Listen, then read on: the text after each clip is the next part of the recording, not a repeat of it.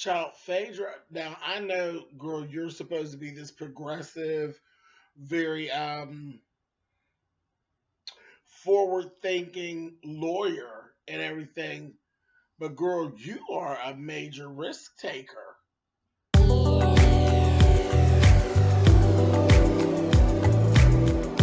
I'm like, come on through, Cookie. I want to put my soapbox. That's basically it. Let's talk about drag and all its forms.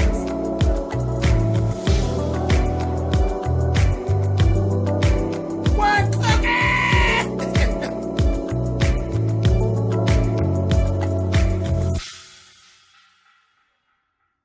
Hey guys, thanks for clicking on the video. This is my review for Real Housewives of Atlanta, Season 9, Episode 7.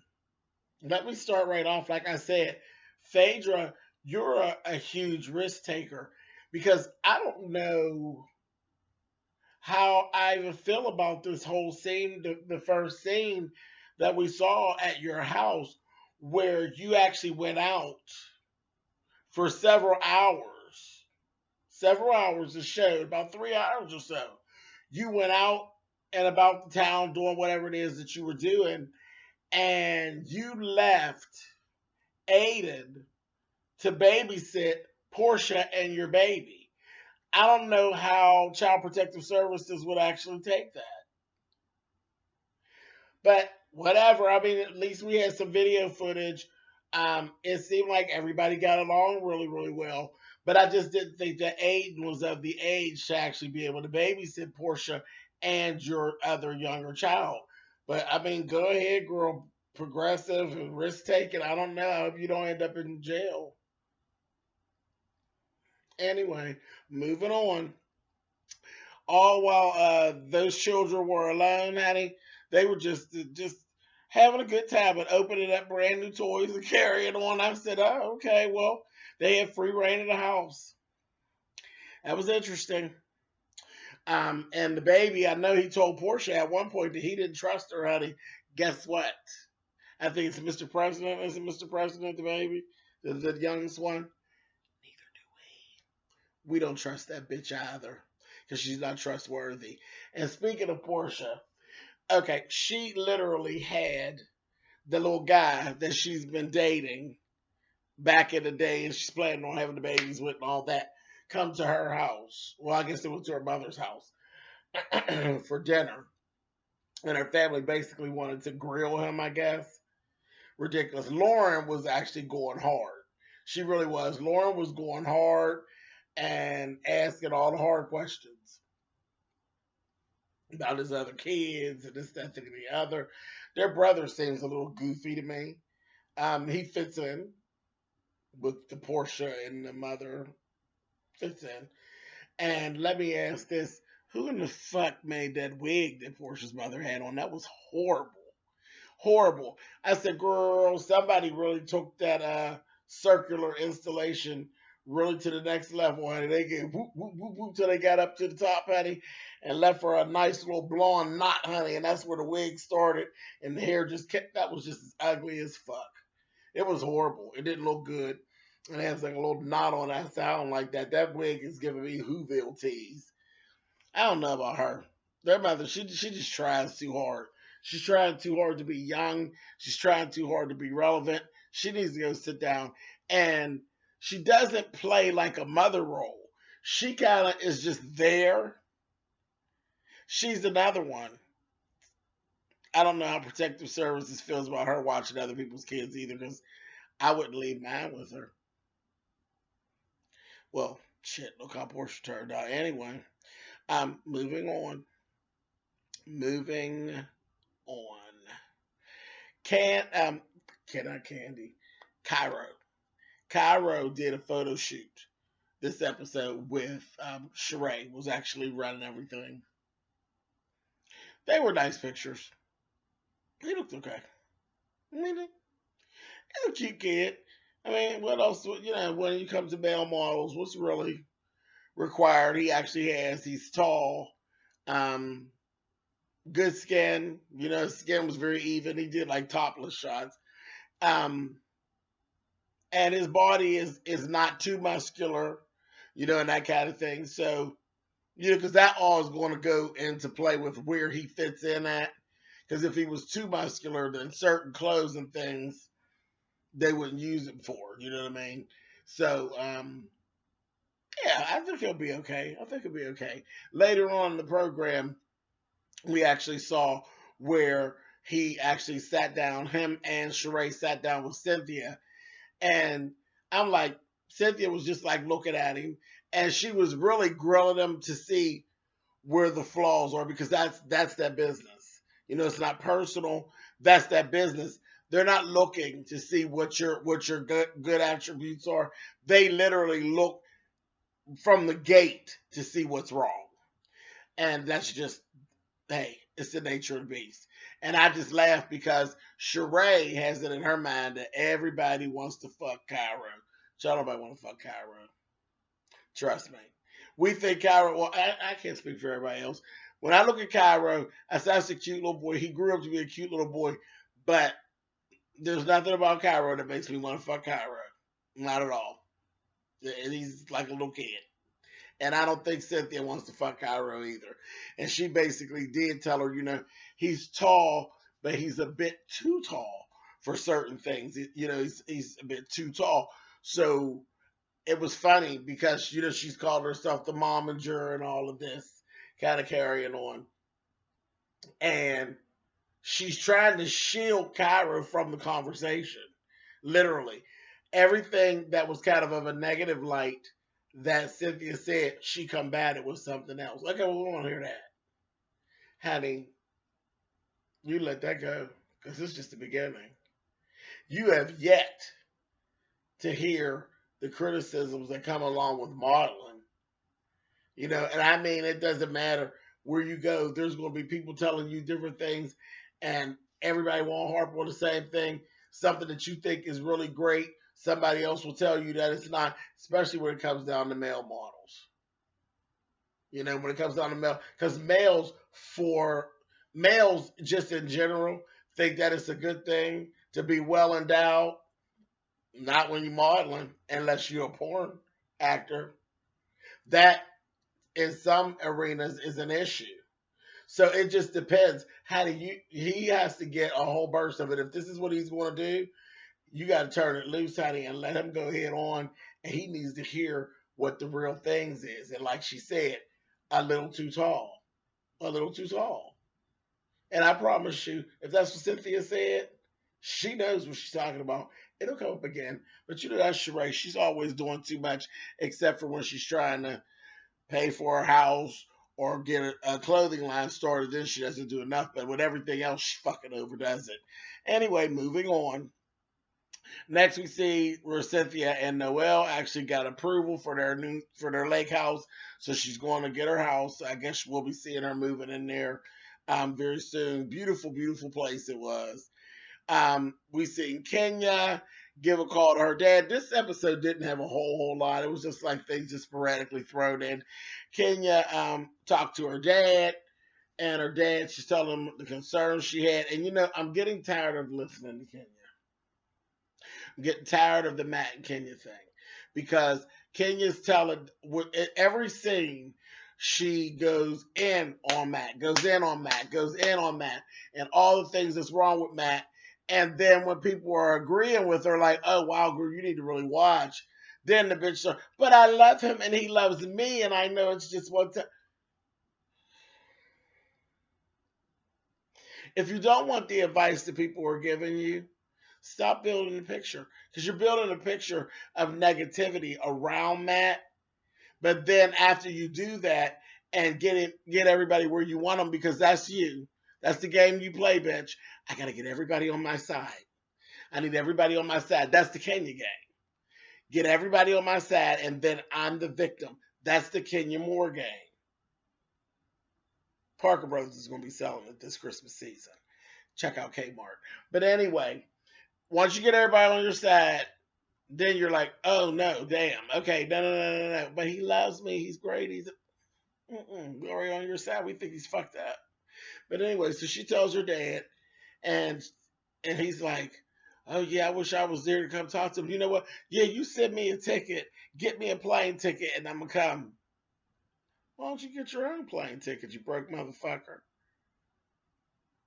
Get your own plane ticket. I just and I don't know why that struck me. Maybe I'm being petty, but that just stuck out with me. That whole of the whole conversation. You get me. Put no. He told her his words were, "Put me on a plane." I'll put you on a plane, all right, honey. What you want to ride, the nose or the motherfucking wing? Get your ass out of here, fucking loser. Anyway, and he got there, and he just ghetto and country, and uh, irritating. They sitting at her house. He's seeing the glass, and again, you've already played the game. You got them on your side. So as soon as he see the glass, you know he's definitely on the. I think you don't need to fuck with him, and you know he's going to be an issue. He's volatile. This, that, thing, and the other. And then she's trying to, yeah, yeah, daddy, yeah. And then 2 seconds later, but I know that he loves me. This stuff. I said, girl, you are really giving me back and forth cut, honey. It's just ridiculous that I'm getting really tired of watching it. Then she went and he said, I'm hungry. No plane fare, nothing to eat either. You hungry too? So I had to fly you here and I got to feed you. She said, how about some pan fried fish? You know how shady you all are? Yes, and I'm talking to you all this time. Y'all know I don't usually address y'all, but you know how shady that y'all are and how y'all can be. I ain't even gonna go in. I'm gonna let you do it. I'm gonna let you all be true to who y'all are. I know y'all seen that motherfucking pan. I know y'all seen it. Mm-hmm. How long she had that? Did it used to have Teflon on it or not? Like I said, I know how shady y'all are. I've done cooking videos where people tried to come for my pots and pans, and I'm like, I don't think so. I don't think so. So you just ran out of shit to talk about. So you want to come for my T-fall, honey? I don't think so. But anyway, like I said, I know y'all seen that motherfucking pan and that fish when it got done. I love fish, and here I'm going to go off topic. Up onto my soapbox just a little bit. I absolutely love fish and I love shrimp. And y'all know I'm completely allergic and cannot eat it at all. Generally, whenever I see fish, you know, I'll be going through it. I'll be like, child, ooh, give me some of that damn fish.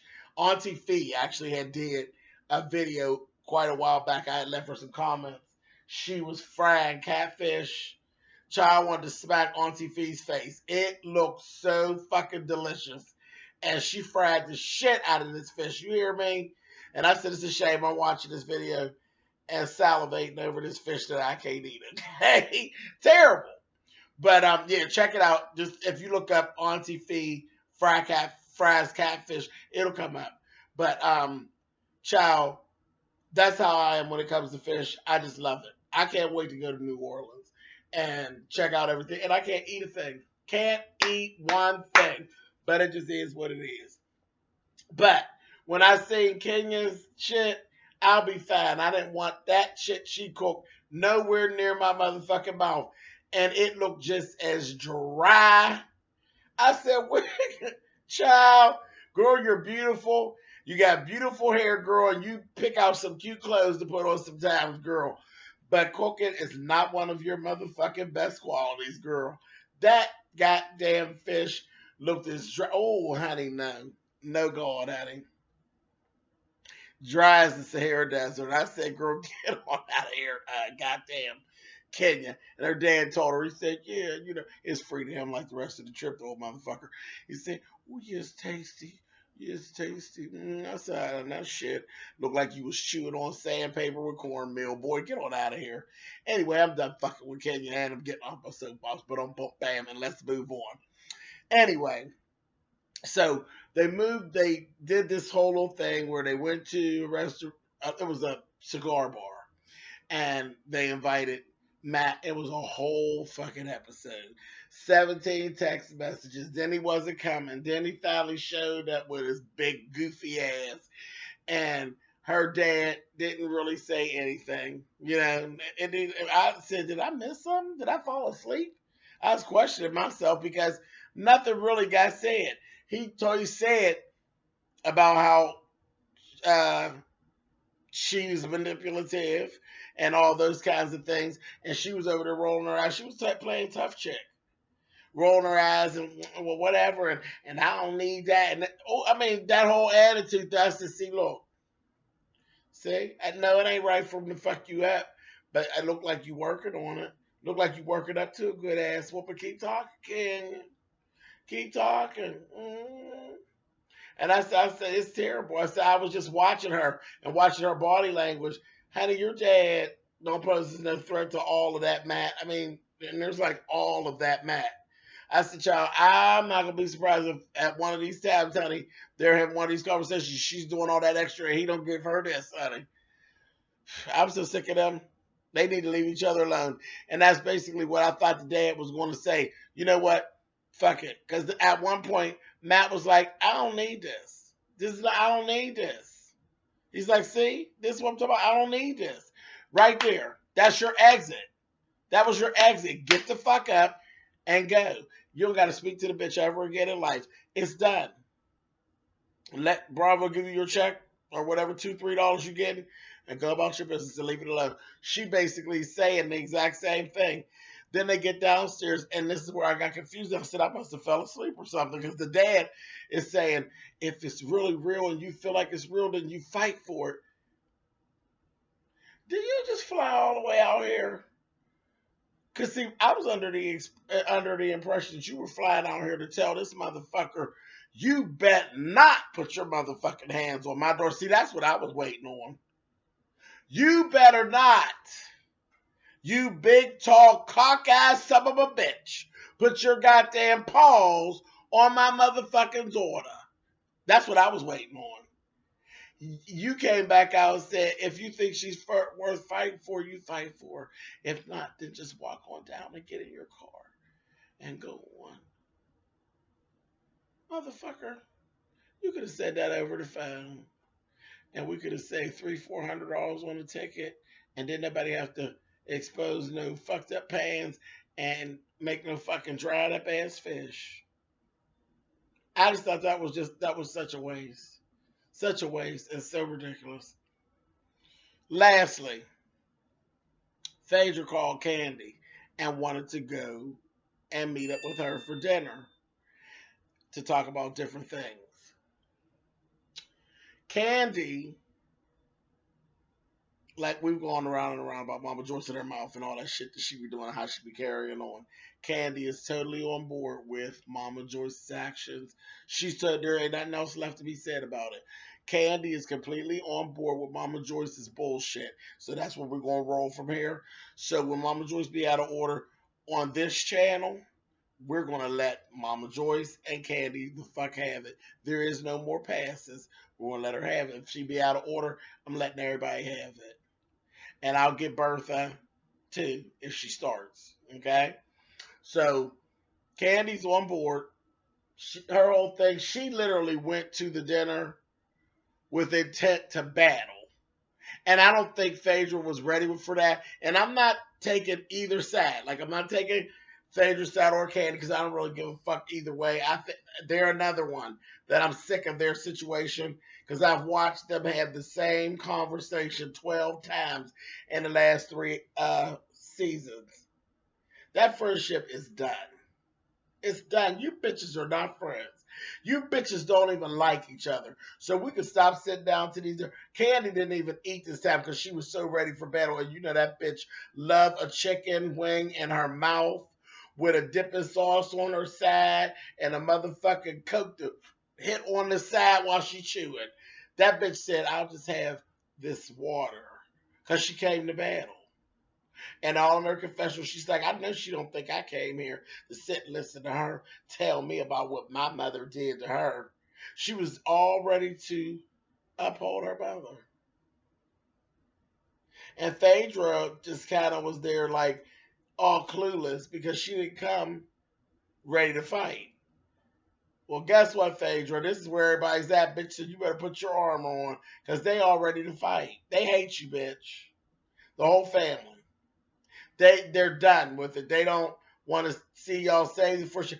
Candy's family and her followers and her staff, bitch, they hate you. Trust me. When you're watching this back like we are, bitch, you are hated. Don't nobody like you, bitch. You are public enemy number one. So you better get your motherfucking artillery ready whenever you sit down with Candy. Because when that bitch turned down the chicken wing, girl, y'all ain't that far from knucking, I'm telling you. So that was that. And Candy was ready to uphold everything that Mama Joyce said.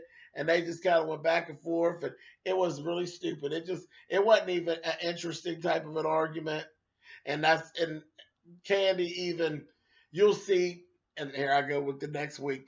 We're going to see Candy basically reporting back to Mama Joyce. So that's right. I said everything that I was thinking. You proud of yourself? Go sit down, Candy. And as my friend Tiki44 says, go sit down in the fuck section, honey. Okay? Go sit down. Just ridiculous. I'm sick of them too. If this is all they got going on, really, stop. We need some more stuff going on. Because Kenya's storyline can go, Candy's storyline can go. And once you do that, what do we have left? Ain't no show left, child. Peter and Cynthia, that's done. Portia and I think I want to have a baby, but maybe not, no, maybe later. That's that. Cairo and Sheree, I ain't interested enough to make nobody keep tuning in. We need something to go on, something new. We need something new and something fresh, or this shit's gonna go right down the motherfucking shithole.